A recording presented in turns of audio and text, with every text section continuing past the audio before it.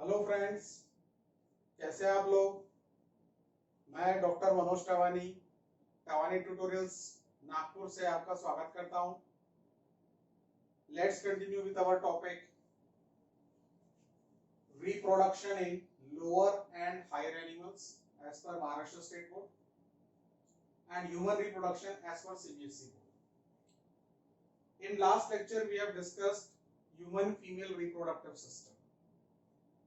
आज के लेक्चर में हम लोग डिस्कस करेंगे a very important heading called as TS of ovary, transverse section of ovary, TS of ovary, यानी कि ओवरी के अंदर क्या है उसको हम डिस्कस करेंगे।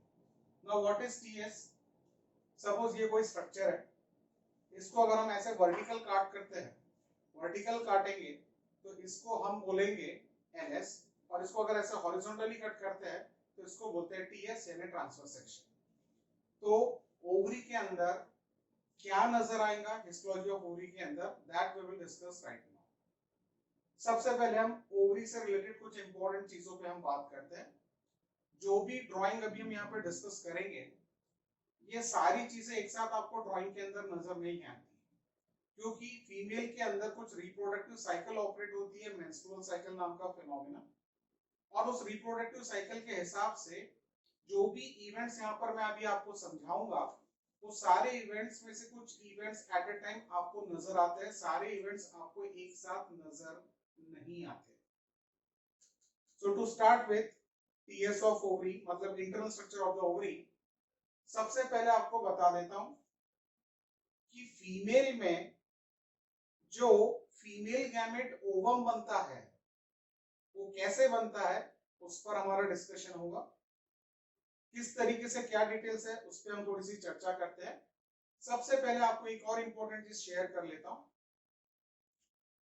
जब एक फीमेल चाइल्ड मदर्स वूम यानी मां के घर में डेवलप होती है, तो उस फीमेल चाइल्ड के अंदर जो ओवरीज है, जो इस वक्त मां के गर्भ के अंदर है, एक्सपेक्टेड है कि उसके अंदर लगभग 2 मिलियन फीमेल गैमेट्स प्रोड्यूस करने की क्षमता है। अराउंड 2 मिलियन फीमेल गैमेट्स उस ओवरी के अंदर तैयारी होने की क्षमता दिखाते हैं। But by the time of birth उसमें से लगभग 1 मिलियन डिजेनरेट हो जाते हैं, एक्सपेक्टेड रहते हैं अराउंड 1 मिलियन आसपास। ये जो फीमेल गैमेट्स उस वक्त हमको एक child at the time of birth में नजर आएंगे, इनके नाम है प्राइमोर्डियल फॉलिकल्स या प्राइमोर्डियम करके।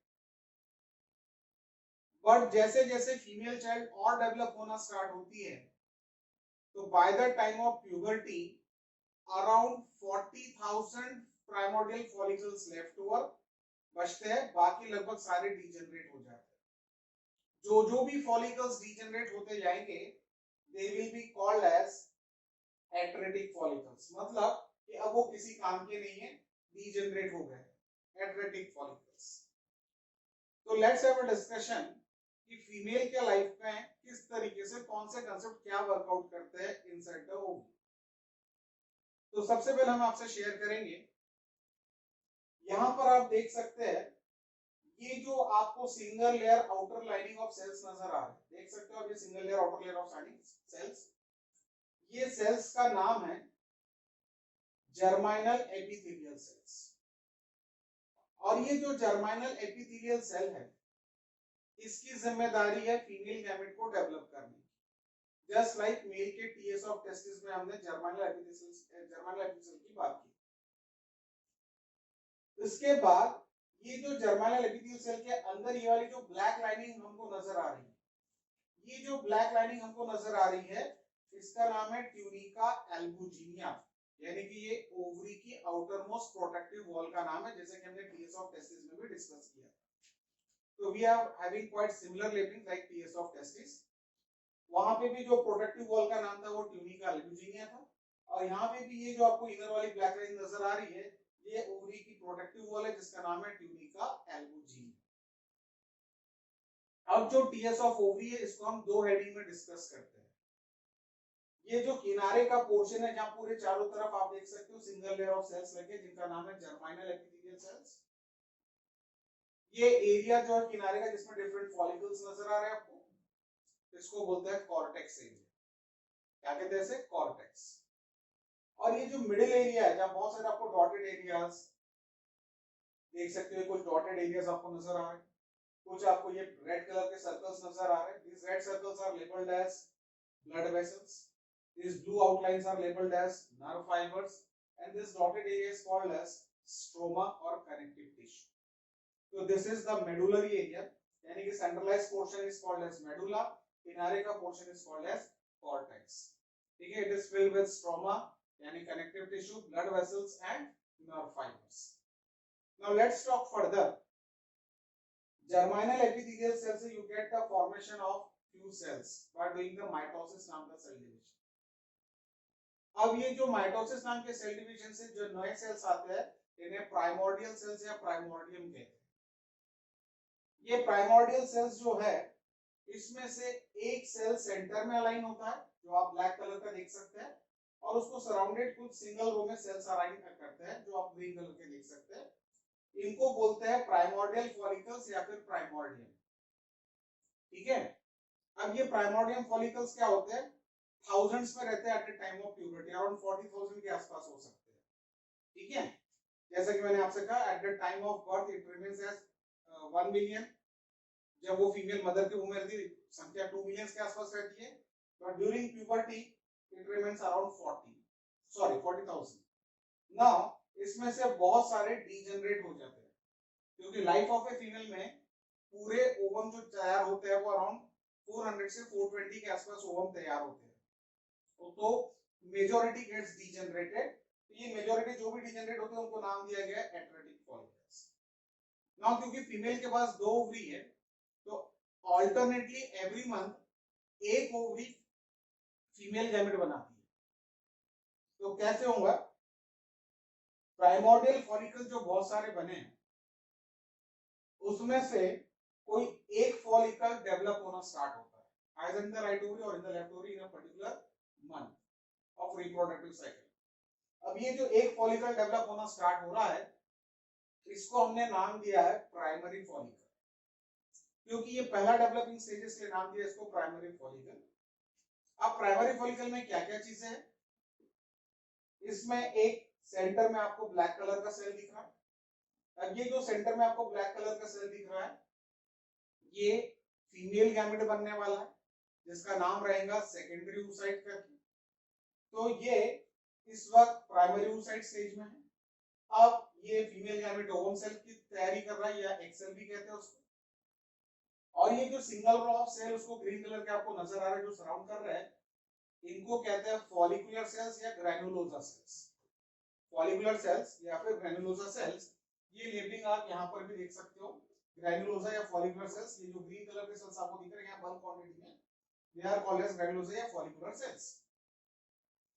अब यहाँ पे ये जो फॉलिकुलर या ग्रैनुलोसा सेल्स है ये आपको सिंगल लेयर में आपको नजर आ रहा है, तो that is what we call it as primary follicle.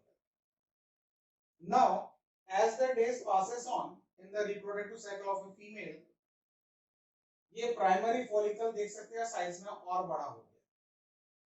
बड़े होने के साथ साथ आप देख सकते हो पहले जो था फीमेल गैमेट ओवम सेल को single row of follicular cells थे, अब आप देख सकते हैं multi layer of follicular cells, मतलब ये जो ग्रीन वाले सेल्स है मल्टी लेयर्स हो गए। प्लस इसमें एक आउटर कवरिंग आना स्टार्ट हो गई जो रेड कलर की आपको यहाँ पे नजर आ रही है। इस आउटर कवरिंग का नाम है थीका। ठीक है, तो प्राइमरी फॉलिकल और सेकेंडरी फॉलिकल में क्या फर्क नजर आया आपको? सिंगल ओवम, यहाँ पे भी single ovum, single ovum surrounded by single row of follicular cells या ग्रैनुलोसा सेल, यहाँ पे मल्टी लेयर फॉलिकुलर या granulosa cell with one more outermost covering called as theca. अब कुछ समय बाद रिप्रोडक्टिव साइकिल जैसे और आगे बढ़ती है फीमेल के लाइफ में तो ये secondary follicle converts into tertiary follicle, also called it as maturing follicle. Now this tertiary follicle maturing follicle का अल्टरनेटिव नेम है। अब ये टर्शियरी फॉलिकल में क्या खास चीज आपको नजर आती है ध्यान से देखेंगे। ये जो थीका था रेड कलर का जो आउटर मोस्ट लेयर था ये थीका दो हिस्सों में बाइफरकेट हो जाता है। one layer is called as this blue color layer जो आपको दिख रहा है, this blue color layer is called as theca interna and this red color outer is called as theca externa. जो आगे के ड्राइंग में भी आपको दिखेंगे, blue color is called as theca interna, blue color cells and these red color cells are called as theca externa. Externa यानी outer, interna यानी inside. अब आपका थीका दो हिस्सों में बाइफरकेट हो गया, theca externa, theca interna. Theca interna you can find they are giving you the cellular appearance and this is theca is the outermost connective tissue type of covering there. Then one more important thing is appearing in tertiary follicle. This is appearance of this hollow space. This appearance of hollow space is now called as antrum. क्या नाम है इसका? Antrum. और इसके अंदर एक fluid भरा है जिसका नाम है एंट्रल फ्लूइड या फिर लीकर फॉलिकुलर. तो ये कैविटी अपीयर हो रही है एंट्रम नाम से, जिसके अंदर फ्लूइड है एंट्रम फ्लूइड या फिर लीकर फॉलिकुलर. इसके बाद चीजें और थोड़ी आगे डेवलप होती है. फॉलिकल का साइज फुल्ली ग्रोन अप हो गया है. मेंस्ट्रुअल साइकिल के 14th डे तक ये फॉलिकल पूरा बनके तैयार हो जाता है. अब ये जो मैच्योर फॉलिकल हमारे सामने बनकर रेडी हुआ है, इसका नाम है ग्राफियन फॉलिकल. क्या नाम है इस मैच्योर फॉलिकल का? Graafian follicle. Scientist name as Graaf, उनके नाम पर ये फॉलिकल का नाम रखा गया है ग्राफियन फॉलिकल. अब ये जो ग्राफियन फॉलिकल नाम का जो स्ट्रक्चर है, इस पर हो सकता है आपको एग्जाम में इंडिपेंडेंट क्वेश्चन आ जाए, इसलिए आप ध्यान से देखिए. ऊपर से लेके नीचे तक मैंने जितनी भी लेबलिंग्स यहाँ पे की है, ये सब ग्राफियन फॉलिकल से कनेक्टेड सारी लेबलिंग्स है. क्या क्या है ग्राफियन फॉलिकल में, इसको स्टडी करते हैं. सबसे पहले ग्राफियन फॉलिकल में outer most layer of red colour zone area जो दिख रहा है आपको, रेड कलर सेल्स, इसका नाम है थीका एक्सटर्ना सेल्स. उसके बाद ये जो ब्लू लेयर के सेल्स आपको दिख रहा है, इसका नाम है थीका इंटरना सेल्स.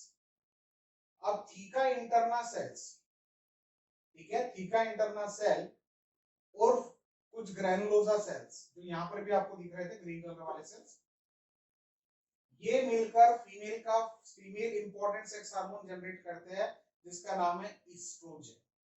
तो oestrogen is mainly generated by theca interna and membrana granulosa cells और फॉलिकुलर सेल्स. इनर मोस्ट सारे ग्रीन सेल्स का मिलाकर कंबाइंड है मेम्ब्रेना ग्रैनुलोसा सेल या फॉलिकुलर सेल्स. अब ध्यान से देखेंगे आप, ये जो फीमेल गैमेट है, ये इस वक्त मियोसिस 2 डिवीजन में पार्टिसिपेट करता है. यहाँ पर ये मियोसिस 1 डिवीजन में पार्टिसिपेट करता है और यहाँ पर ये मियोसिस 2 डिवीजन में पार्टिसिपेट करता है. और मियोसिस 2 का जो मेटाफेज 2 नाम का जो स्टेज होता है, वहां पे जाके ये रुक जाता है. आगे मेटाफेज 2 के आगे प्रोसीड नहीं कर पाता है, इसलिए इसको बोलते हैं सेकेंडरी oocyte. और इन लोग का नाम था प्राइमरी oocyte. यहाँ से आपके सेकेंडरी oocyte स्टार्ट होते हैं और ये जाके रुकते हैं मेटाफेज 2 स्टेज में ऑफ मियोसिस 2. मेटाफेज 2 के आगे की जो एनाफेज, टेलोफेज 2 मतलब जो रिमेनिंग स्टेजेस है, वो तभी कंप्लीट होंगी अगर इस फीमेल गैमेट के अंदर मेल गैमेट का फ्यूजन यानी कि फर्टिलाइजेशन प्रोसेस होता है, तो they will complete meiosis 2 division. Otherwise it will remain, it will arrested at meiosis 2 metaphase 2 stage only. Then further इस ग्राफियन फॉलिकल में ये जो मैच्योर्ड फीमेल गैमेट है, इसका नाम है ओवम सेल या फिर इसका और एक नाम है सेकेंडरी oocyte. ये डबल वॉल मेम्ब्रेन से प्रोटेक्टेड है. इसकी जो इनर मेम्ब्रेन है, ये जो इनर वाली ब्लैक सर्कल आप देख सकते हो, ये जो इनर मेम्ब्रेन है इसकी, इसका नाम है वाइटिलाइन मेम्ब्रेन. और इसकी जो आउटर वाली सर्कल आप देख रहे हो, ब्लैक वाली circle, outermost protective layer, इसका नाम है जोना पेलुसिडा. ठीक है, inner membrane is vitelline membrane, outer membrane is called as zona pellucida. और इनर मेम्ब्रेन और आउटर मेम्ब्रेन के बीच में ये जो व्हाइट कलर का छोटा सा रिंग आपको नजर आ रहा है, व्हाइट स्पेस, इसका नाम है पेरीवाइटिलाइन स्पेस. पेरी का मतलब होता है सराउंडिंग, स्पेस मतलब जगह, इसको सराउंड कर रही है जगह, वाइटिलाइन मेम्ब्रेन को सराउंड कर, इसलिए नाम क्या दिया इसको, पेरीवाइटिलाइन स्पेस. इस पेरीवाइटिलाइन स्पेस में आपको एक छोटा सा और एक सेल मिलेगा जिसका नाम रहेगा फर्स्ट पोलर बॉडी, जिसके बारे में हम बाद में डिस्कस करेंगे. ठीक है, फर्स्ट पोलर बॉडी. अब इसमें और इसमें फर्क क्या है, टर्शियरी फॉलिकल में और मैच्योरेट ग्राइडल फॉलिकल में फर्क क्या है? तो आप देख सकते हो overall size has been increased, number of cells has been increased, and the size of cavity called as antrum containing antral fluid that has also been increased. तो काफी बड़ा मैच्योर्ड फॉलिकल बनके रेडी हो चुका है ये। अब रिप्रोडक्टिव साइकिल के लगभग 13 या 14 डे के आसपास ये लगभग ओवरी के सरफेस को टच करना चालू कर देता है। ये जितने फॉलिकल्स के बारे में हमने यहाँ पर बातचीत की है, ये सारे follicles FSH follicle stimulating hormone के इन्फ्लुएंस में डेवलप होते हैं, जो कि हमारे पिट्यूटरी ग्लैंड से आता है, एंटीरियर पिट्यूटरी ग्लैंड से आता है। FSH follicle stimulating hormone which is one of the type of gonadotropin hormone. Now what happens, reproductive cycle, menstrual cycle एक 28 डेज का फिनोमेना है जिसके बारे में हम बाद में बात करेंगे। तो उसका जो मिडवे ड्यूरेशन है यानी कि एग्जैक्टली 14th डे, उस दिन फीमेल के पिट्यूटरी ग्लैंड से FHH सडनली रिड्यूस होता है और बहुत ह्यूज क्वांटिटी में LH नाम का हार्मोन आना स्टार्ट होता है। LH का फुल फॉर्म है ल्यूटिनाइजिंग हार्मोन, और ये जो ल्यूटिनाइजिंग हार्मोन है LH हार्मोन, ये एक जबरदस्त कारनामा करता है फीमेल के रिप्रोडक्टिव सिस्टम के अंदर। ये इतना ह्यूज क्वांटिटी में आता है, इसको समझ लीजिए कि LH हार्मोन की बाढ़ आने लगती है फीमेल की बॉडी के अंदर। तो ये जो LH हार्मोन की बाढ़ आती है फीमेल के बॉडी के अंदर, उसे कहते हैं LH सर्ज।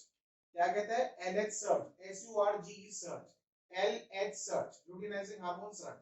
ह्यूज क्वांटिटी में ये जब हार्मोन आता है तो ये ग्राफियन फॉलिकल जो है on the 14th day of menstrual cycle it is going to rupture out.